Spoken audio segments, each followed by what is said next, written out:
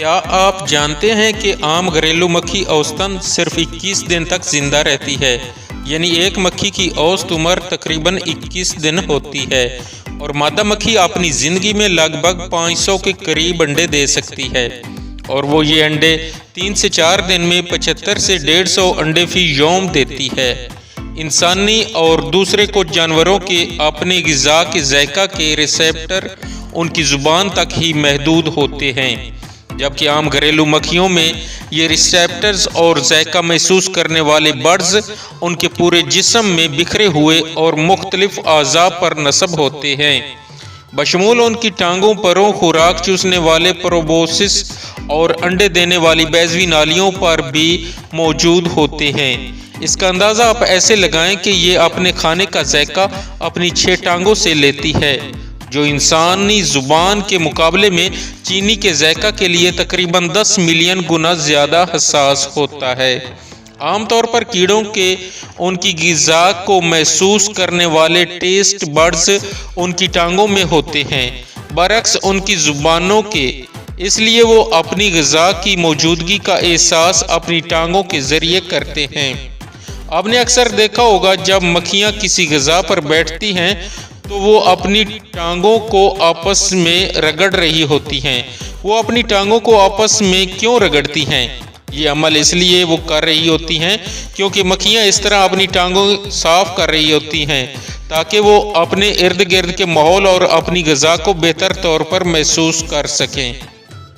مکھیاں کبھی کبھی انسانوں اور دوسرے جانوروں کو اتنا تنگ کیوں کرتی ہیں؟ وہ اس لیے ایک انسانی یا جانور جسم پر بار بار آ رہی ہوتی ہیں کیونکہ وہ گرم جسم کی گرمی، پسینہ اور نمکیات کی طرف متوجہ ہوتی ہیں، اور جتنا زیادہ انسان پسینہ بہاتا ہے اتنی ہی زیادہ مکھیاں اپنی طرف متوجہ ہوتی ہیں۔ مکھیاں مردہ خلیوں اور کھلے زخموں کو کھاتی ہیں۔ انسانی خال سے خارج ہونے والا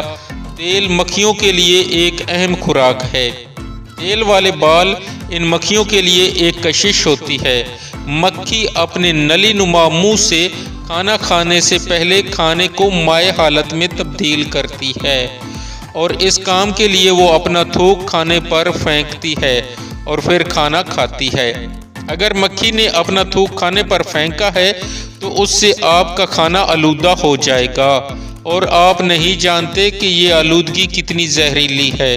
کیونکہ آپ کو نہیں پتا کہ مکھی نے آپ کے کھانے پر بیٹھنے سے پہلے کیا کھایا ہے۔ بازار میں ریڑھیوں پر بکنے والا ایسا کھانا جسے ڈھکا نہیں جاتا وہ مکھیوں کے لیے انڈا دینے کے لیے محبوب ترین جگہ ہے، جہاں وہ انڈے دیتی ہیں اور یہ انڈے کچھ عرصے کے بعد نئی چھوٹی چھوٹی مکھیاں بھی پیدا کرتے ہیں، اور اگر ان مکھیوں کے انڈوں والا کھانا ہم کھا لیں تو کھانے کے ساتھ خطرناک بیکٹیریا ہمارے نظام انتظام میں داخل ہو سکتا ہے اور عین ممکن ہے کہ وہاں تباہی مچا دے۔ اس لیے ایسا کھانا جسے ڈھکا نہ گیا ہو اور جس پر مکھیاں بیٹھی ہوں مت کھائیں، اور ہمیشہ بچا ہوا کھانا ڈھک کر رکھیں